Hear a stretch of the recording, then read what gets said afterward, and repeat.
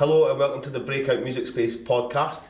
We're here with Anna Dalskett. Did I pronounce that right, Anna? Yeah, I think that was so. that all right? Tried, yeah. Good stuff. Tried your best. Anna is you're a barber in Perth, aren't Yes, you? I am. And you do many other wonderful things as well, which we're going to talk about today.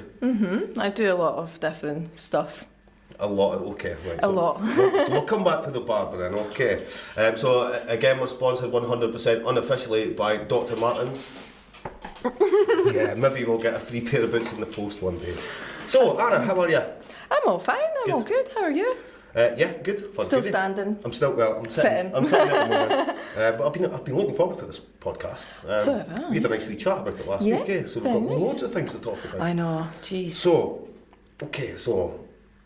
you're from Warsaw originally. Yes. Tell us a wee bit about Warsaw, because I don't know very much. So tell us. Oh, it's a beautiful place. It's a massive place, a place of history, and unfortunately, not many original places have been left because of obviously the Second World War and everything. But it's a great place. It's got a mixture of people because it's the capital.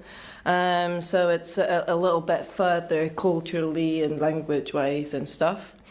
16 different districts, almost 3 million of people, trams, buses.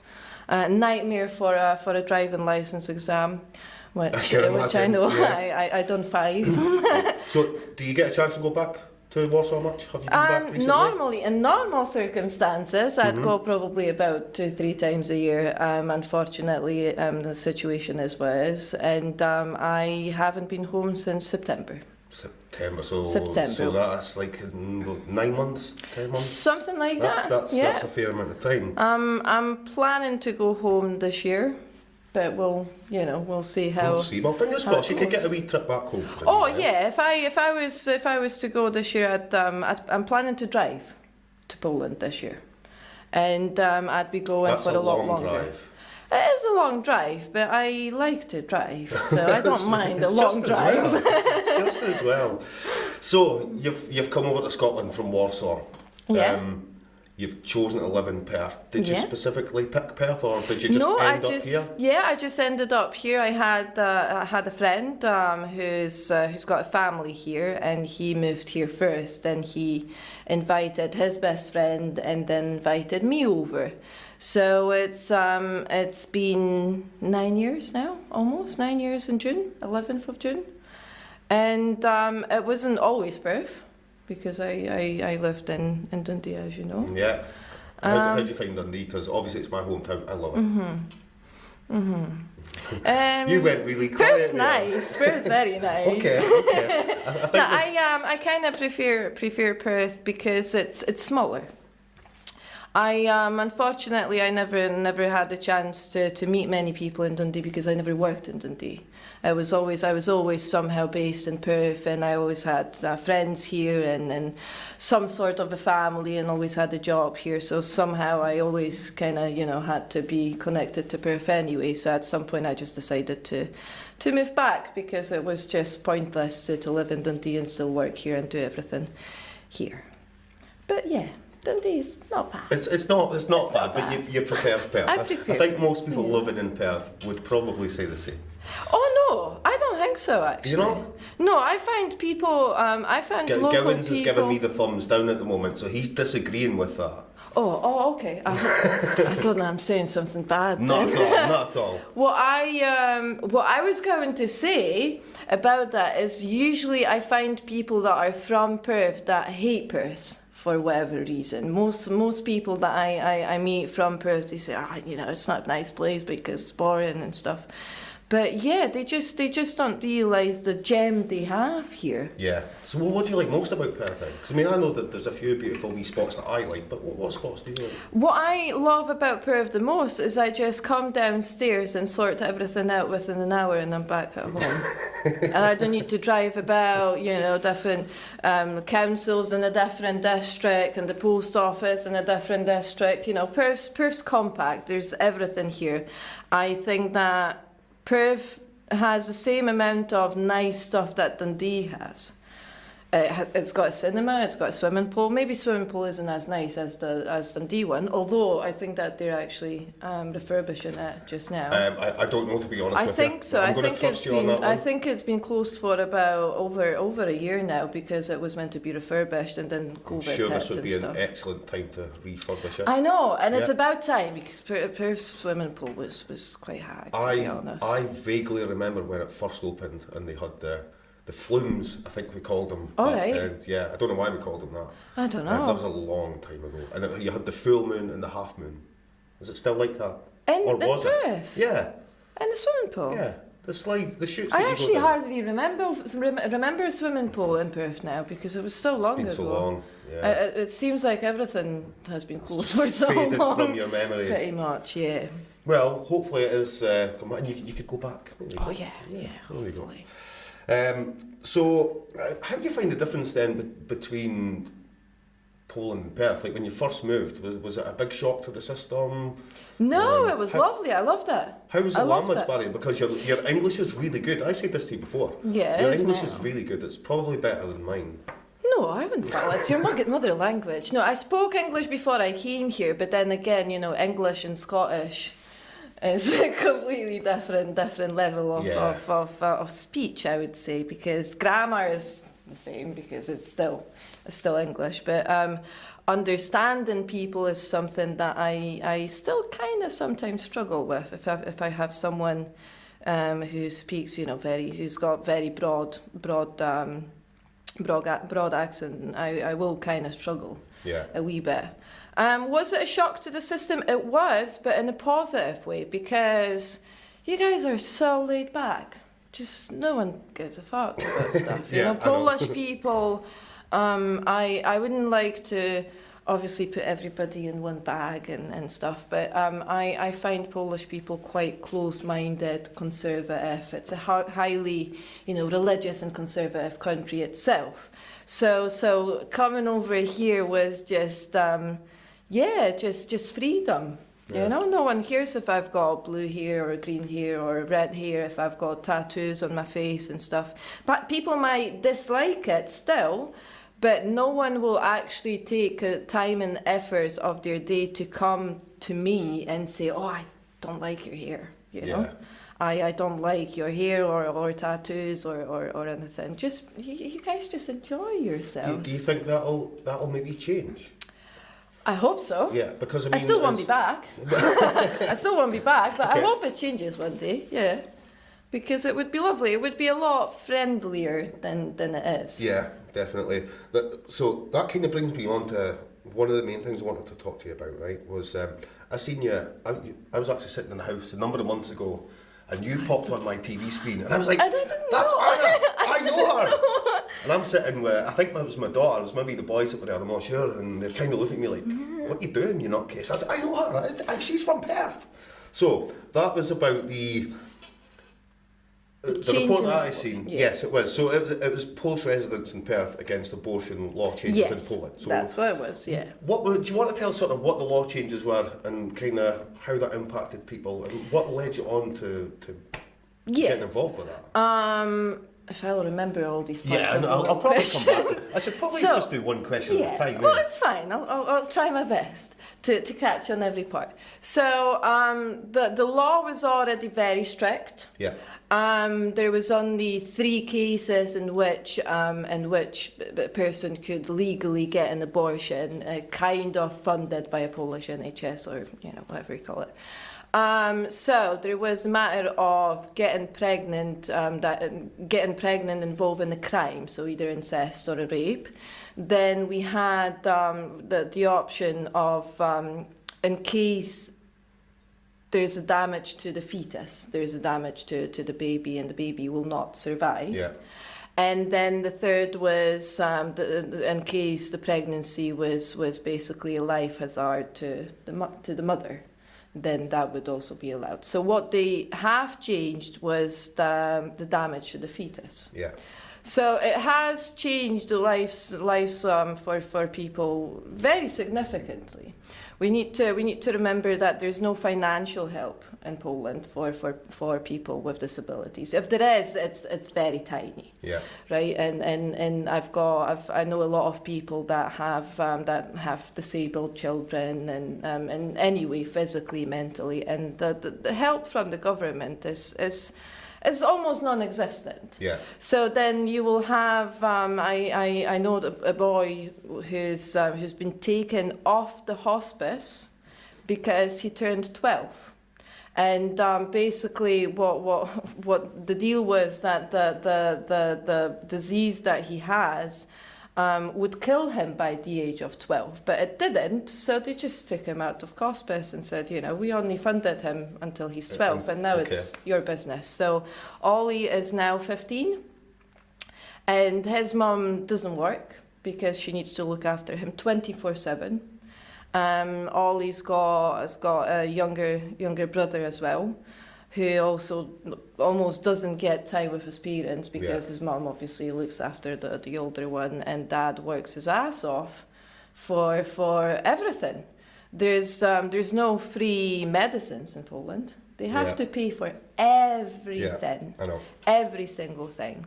So now people that are rejected the option of have a termination in case the baby is unable to basically live by themselves. They have that option taken off of them, and having a child, as we both do, is the child is yours till the rest of your life. Yeah. So you have to fully sacrifice your life in order to keep that child alive. And you want to keep that child alive because it's your child and you'll do everything for them. But it's I do understand people that consciously might make a decision of not wanting this for themselves. Which I find fair. You should be able to decide about your life. And it's something that happens. It's unfortunate. It's awful. But some people, it's personal choice. Some people feel like, okay, that's I'm up for it. I'll do it. Yeah. Some people won't be able to. Because I seen one of the statements. I think it was from yourself actually that said you felt like the system in Poland was medieval. It is medieval. Yeah, it's absolutely medieval. Yeah. The fact that Polish women have no access to free contraception, have no access to free morning and after pill, and have no access to free abortion is absolutely medieval. It's 2021. Yeah. And do you think this is partly based on the sort of religious aspect of the sort of foundations of the country? Absolutely. It's the conservatism and being Catholic, and obviously the church is very much against it. The church is very much against even contraception. And it's also society. And the way we were brought up was the way that this is the God's gift. Yeah. Whatever happens to you is a God's gift, and you just have to live on with it. So I find that highly medieval. Yeah, yeah. I'm not going to disagree with you there at all. There you go. Were folk in Poland aware of what was going on in Perth? Oh yeah. Yeah. Oh yeah. Did you get any kind of feedback? Not just in Perth, not just in Perth. It's not specifically Perth, but folks in Poland were absolutely aware that this is happening all over the place. So we didn't just do Perth. There was multiple protests in different cities in whole Britain. I had people who organised protests in Dundee, in Inverness, in Edinburgh, Glasgow, obviously. And Inverness Inverness had the smallest crowd. There was about 15 people, but still, they sacrificed the time and effort, of the day to actually go there and say, listen, I'm not up for this. This is bad. If I had an ability to actually be in Poland at the time, it would have been even better, because just in Warsaw, a single protest had almost 100,000 of people. So there's a picture. There's a picture from the air And this of is specifically city in centre. protest to these laws. It was just It was just this. And did you see much coverage of that on the British media?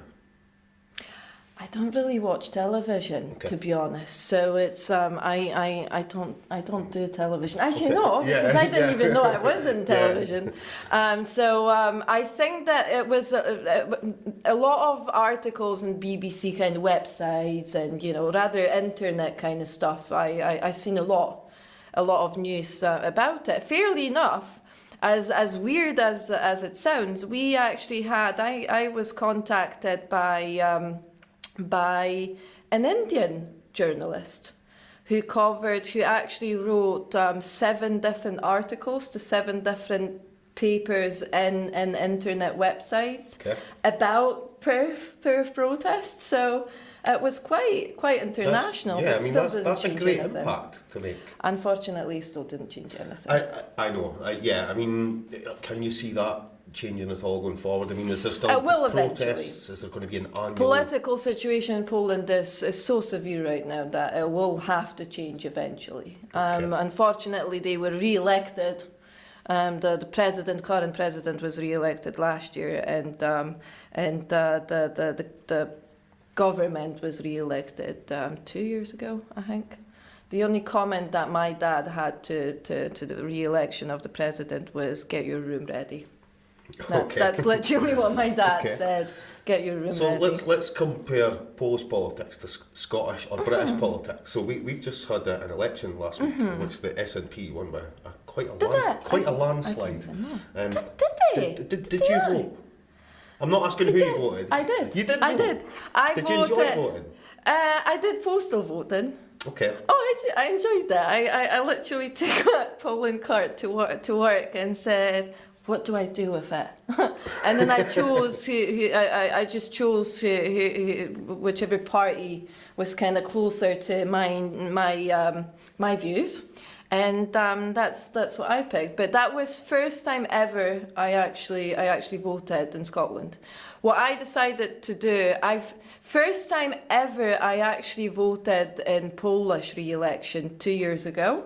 And that was my first time voting since I turned 18, because it was such a big deal. Yeah. It was the biggest voting since 1989. It was such a big deal. The percentage of population that voted was the highest since I ever remember. Same for the president re-election, actually. And so I voted. It was such a big deal. Blah blah blah. Then we lost it, and then I decided to never vote for Polish politics ever again, because I don't live there anymore. Yeah. And fairly enough, I've been here for 9 years. I'm not planning to go anywhere unless I get kicked out. But yeah, I just decided that it's actually better to vote where you live, and yeah. I mean, if Boris Johnson and his pals get his way, you might actually get kicked out. But we'll try and say I don't think so. Mm-hmm. I don't think so. I've got residency status. Oh, well, you're fine. You're all right. He kind of kicked me all out. right. He can kiss my ass. Well, just build a wall around Boris. Oh, yeah. Fine. Oh, yeah. I'll give him a haircut. Boris needs a haircut, eh? Boris needs a haircut. Dearie me. So he don't just need a haircut, but yeah, a haircut would be a nice start for Boris Johnson. Start. Right, I'll tell you what, let's talk about hair, because you work in a barber's, don't you? So, I work in the barber's. You went back to work on the 26th of April, I believe. It was no, I went back to work on 5th of April. Oh, the 5th, so it was the 5th of April, apologies. Yeah, we went back to work. This time it was the other way around, because we went back to work before the shops opened, which was a stupid idea, because it didn't bring people in. Because there was no need for people to get out. Yeah. Once the shops opened, that was. I think I've seen a different side of things in Dundee. The hairdressers and barbers were mobbed. Yeah, well, we were mobbed for the first week. It was mental, absolutely crazy, and then it died off because we'd done most of the folk, the first week, and now it's picking up again because the hair grew back. Do you feel it's kind of getting back into its normal routine? Getting back into the normal pace now. So the whole system was reset. We had we started on the day 1 all over again. And now you have people, you know, we have clients that come back every week. Some come back every 2 weeks. Some come back every month. Some only get a haircut twice a year. So the pandemic hasn't changed anything for them at all. See, my routine's quite... So I go in every week to get my beard done. I know. And then I get my hair cut every 21 days. And Every 21? Yeah. Every 3 weeks? Yeah. So it's always the same day? Yeah. Is it a number of things? Over the last year or so, then that's obviously not happened. Okay, yeah. But generally, no, I think it's a narcissistic thing, I think.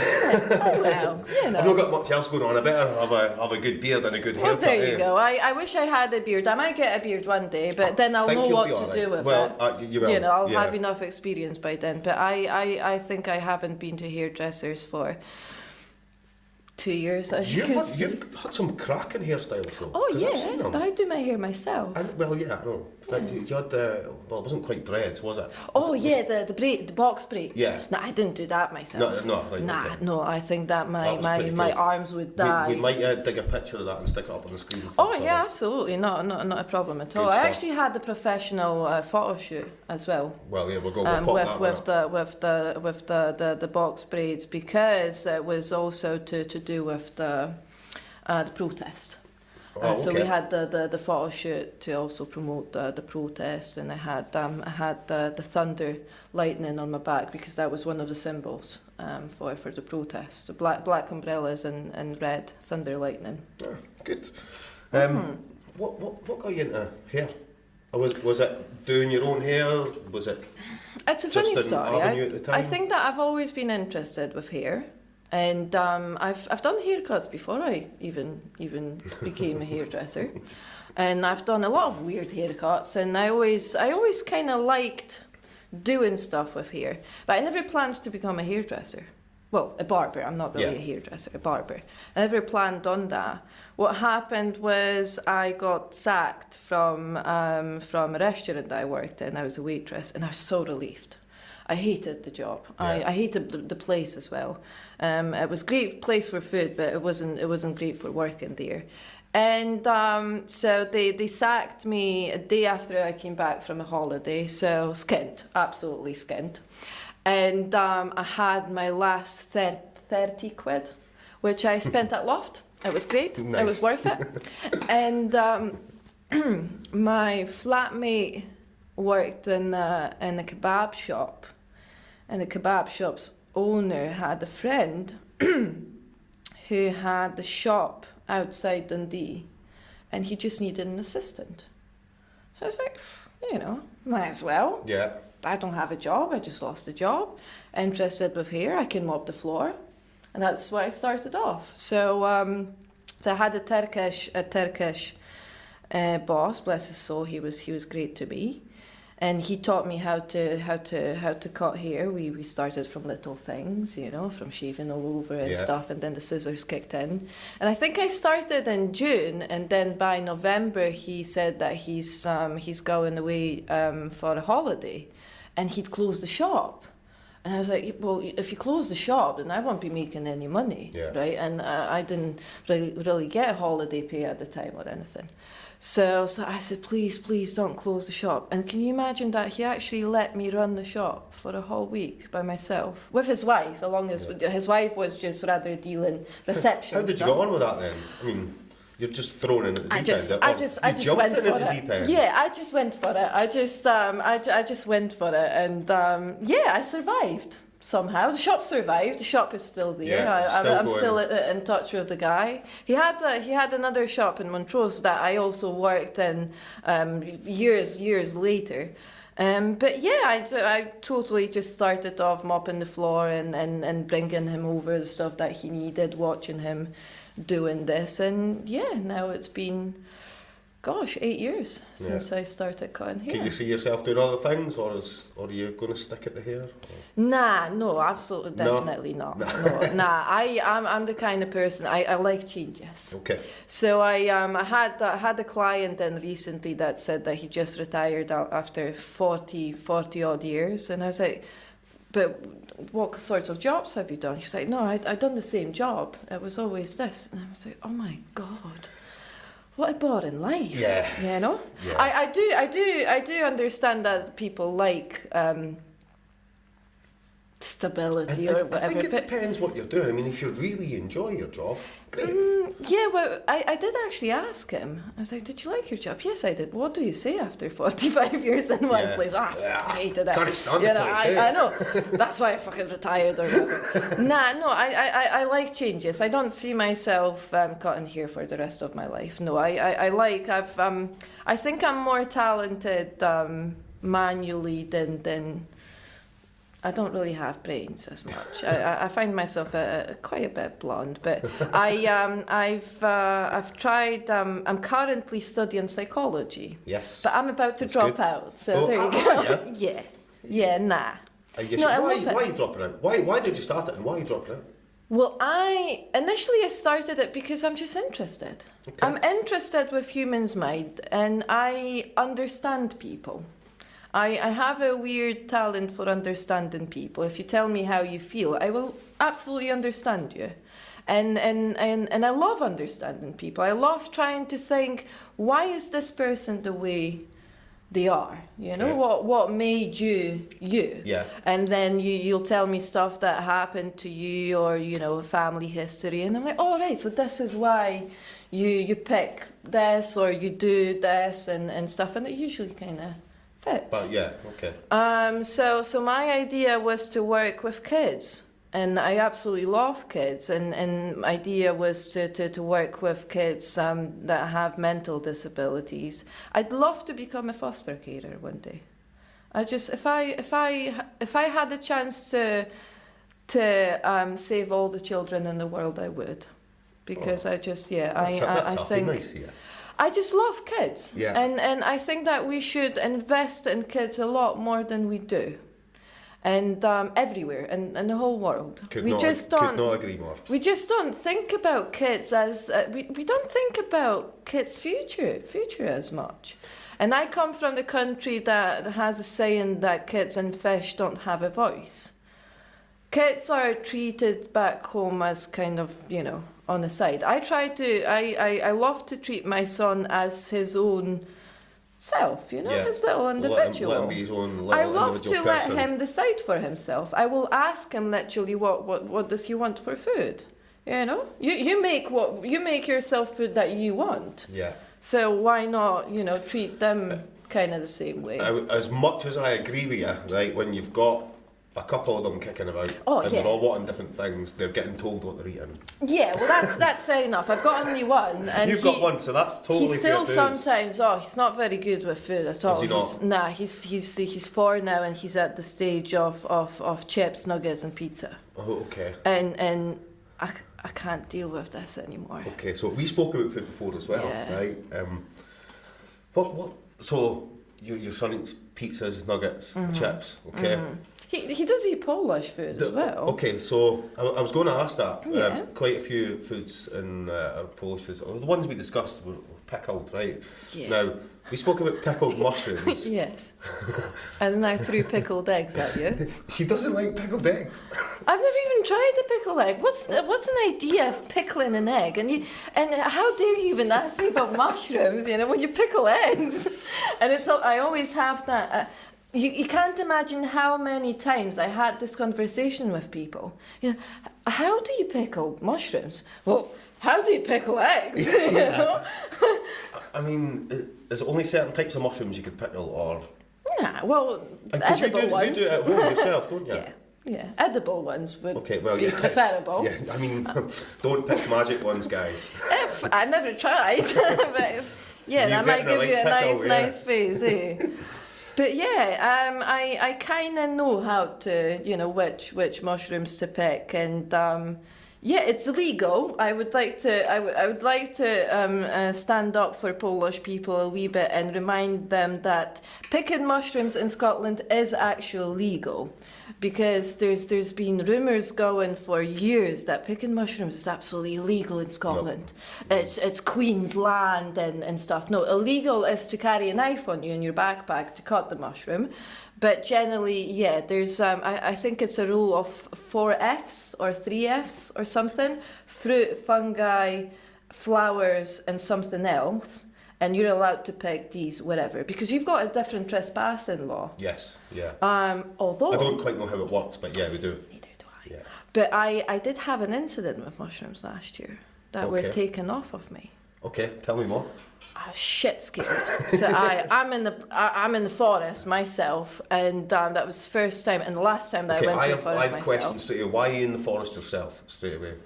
Because it's lovely. Okay, okay. It's lovely. I have a day off, and what does a Polish person do on a day off in the summertime? Yeah, They go to the picking forest. mushrooms. Yeah, You know? okay. No. Initially, the idea was that I'm going picking mushrooms. Okay. So I have this little forest outside Perth, and I don't go there anymore. And so I walk in. I picked some mushrooms. I've got a nice spot, and I picked some mushrooms, and I was going to go to the different side of the forest to pick chanterelles. And there's a little road that goes through that forest, and the guy stops. He was driving a massive pickup, a Ranger or a Hilux, whatever, and he stops me and he goes, "What are you doing?" So, I'm holding a basket full of mushrooms, so I can't lie, can I? Yeah. So I said, "Yeah, well, I'm picking mushrooms." "Oh, do you know that picking mushrooms is illegal in Poland?" In Scotland, sorry. And I said, "Oh, do you know that it isn't?" So right away, he's already, ready to attack. And I'm like, "Oh my God, I hope that fucker doesn't shoot me." Okay? So I'm just standing there and shaking, but I'm trying to keep the straight face, as I do. But inside, I'm just, And he goes on and on, "Oh, you guys coming over, picking mushrooms." And he goes, "Do you know that this is private land?" And I said, "No, it isn't. There's no sign that it's a private land. Plus, I'm not damaging the place, I'm not trashing the place down. I'm just picking mushrooms." He says, "This is my forest." And I said, "Oh, is it? Is it I? Nice on you, And so I turned around to him, and at this stage, I'm quite fed up, and I said, "Do you want your mushrooms then?" I says, "Go on then." So I put the basket in, spilt it all over the car, and I said, I hope they cause you shits." And I just turned around and left. And it couldn't be his forest, because he actually let me go and pick more mushrooms. So you've not been back since then? No, I haven't. I don't think Okay. I have. Sorry, Gibbons has just lifted up a wee message for me there, but it's fine. I understand what you mean now, Gibbons. I understand what you mean. So you're not going back to the near forest? If I do, I'll try. I might wear a camel or something. Yeah, do you know what? Just so You they should just see me. take a wee camera with you, create a wee podcast called Mushroom Foraging. They do that, actually. Yeah. They do a lot of that. Well, I know, because They Gibbons... do ASMR, is that what you call it? Oh, I don't know. What's... ASMR is when you record sounds. So there's a guy, I think there's a guy that has a podcast that takes people on trips to forest with him. Oh, okay. For different kind of trips, and he just records the sounds of picking mushrooms. Right, okay, yeah. Yeah, and, okay. Oh, really great. See, there you go. That sounds like a really good day for you. You should do it. Let's jump to forest a wee bit. So tell me about Land O'Lakes. Land O'Lakes is like a bit of a Polish rite of I passage can't for a believe that you teenager, asked about that. You can. Oh, it's not just teenagers. So Land it's of not Lakes. just teenagers. No, Oh, right, okay. that's I not must just have teenagers, misheard nah. this That's whole Poland goes to Land of Lakes. So I'll just give people a quick insight as to what I think. It kind of sounds like your first 18 to 30 holiday with your pals. Yes, absolutely, Right, most kinda, definitely. yeah. I wasn't even 18. No, so I wasn't tell even about it 18 then. because I remember dressing up to actually go to the shop, so I look about 18 so I could buy alcohol. Land of Lakes is I think is the most beautiful part of Poland, one of the most beautiful parts of Poland, and it literally is what it is. It's a land of lakes. There's about thousands of different lakes, and it's a cheap holiday. Yeah. And it's brilliant because there's always lodges on different sides of different lakes, but it's all usually the same. So there's a massive lake or a tiny lake that's surrounded by forests, and there's lodges on the sides or hotels, and it just gives you the amount of activities, except for drinking, obviously, that you can do there is unbelievable, because you can go hiking, you can go walking, you can go fishing, you can go swimming.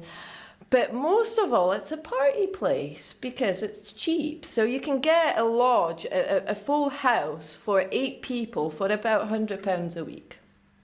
Literally. That's pretty good. it. I mean, Isn't it? I'm already thinking, should I be booking flights? Oh yeah, absolutely, absolutely. I always tell people to go. So I remember my first holiday with my girls from back home. I think I must have been about 17, and it was 8 of us in this big house. We were big enough to be able to cook for ourselves and stuff, but the parties, we just drunk every day. I hardly remember anything, but it's lovely because you just barbecue, you drink, go to sleep, you wake up the next day, it's 35 degrees, you know.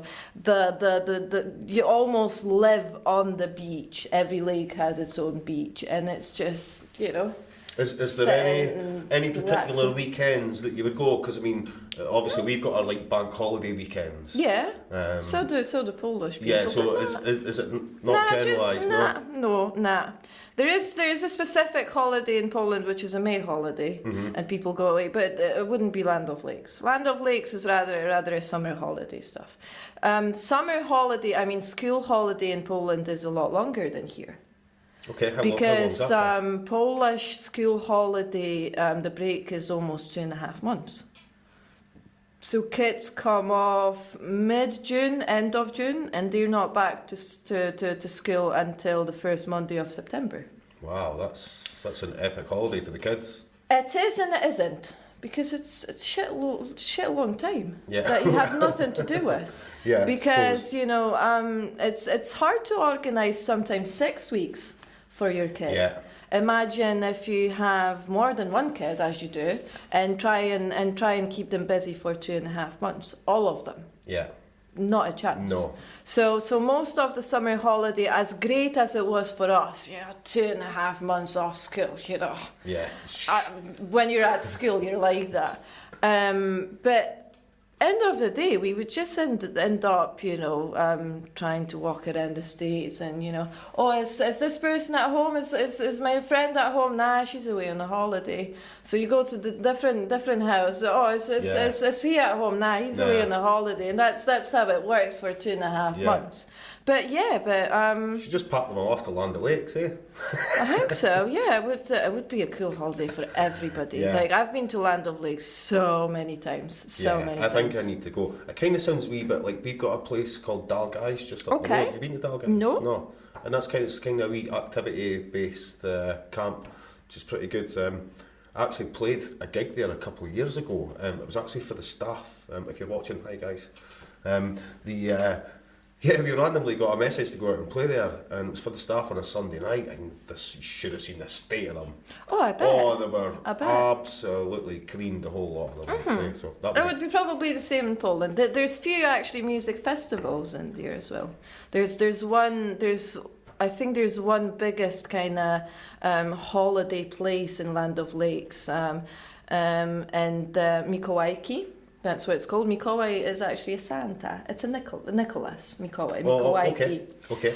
And it's a brilliant place. It's full of pubs, full of hotels and beaches and fun fairs. There's another place, Giżycko. And those are biggest kind of cities in Land of Lakes that just gather people, you know, every year. But it's great fun. Okay. I'm going to have to go somewhere. Oh, you will. I'll sort it out for you. I'll sort it out. Right, so we're going to wrap this up soon, right? Yeah. But I'm going to get you to teach me some Polish swear words. Shit. And I tell you what, because I've learned one, right, which is dupek. Dupek. Okay, and I quite like that one. But it's not a swear word. It's not really a swear word. You could use it against your own son if you wanted to. It's not a swear word. I mean, I was made aware that it was arsehole. Yeah, it's an arsehole. So, I mean, it's a very. Would I call my son an arsehole? If he was being an arsehole, if probably. If he was being an arsehole, there you go. But you wouldn't call him a dick, for instance, right? Which he was being a dick, maybe. Well, unless he was a big boy. Yeah. But you need to understand that the Polish dictionary, if it comes to swear words, is just. So what's your favourite swear word? Corfa. Curva. Corfa is the word that you use. There's different versions of corva because you can have a surprised one or an angry one. There's the amount of different ways that you can say corva. You can say a happy corva. You know, it's always it's just the matter of tones. Okay. You know, so you can say, "Oh, corva," you know, So it's like, you're surprised. You're a cunt. You're a good cunt. Yeah, that's okay. the word. That's my English. That's my favourite Is English. that your favourite word. English Yeah, one? cunt is such a great word. It's the I way- can teach you cunt in Polish. Oh, okay. Yeah. Pizda. Pizda. Yeah. Pizda. You fucking pizda, you know. Yeah. But you can also use this word as a pussy. If Okay. someone was being a pussy, if someone was a Okay. bit, lame, you can, fucking pizda, because he fell over 5 times or something. But pizda is that word, you know. Okay. That's a cunt. That's going to be the phrase that I'm going to take away from today. There is you go. Pizda. Pizda. Anna Gifisdaska, did I pronounce that right? Yeah, again? you I did, didn't I? yeah. It's been an absolute pleasure to have you on. We'll maybe Thank get you you. back in again, okay? Hopefully. Thanks to everybody for watching. Thanks to Dr. Martens for our 100% unofficial sponsor. Yeah, one day we'll get a pair of boots. Thanks to Gowans in the sound control room, and we'll be back with another podcast in a few weeks. Thank you very much. Bye!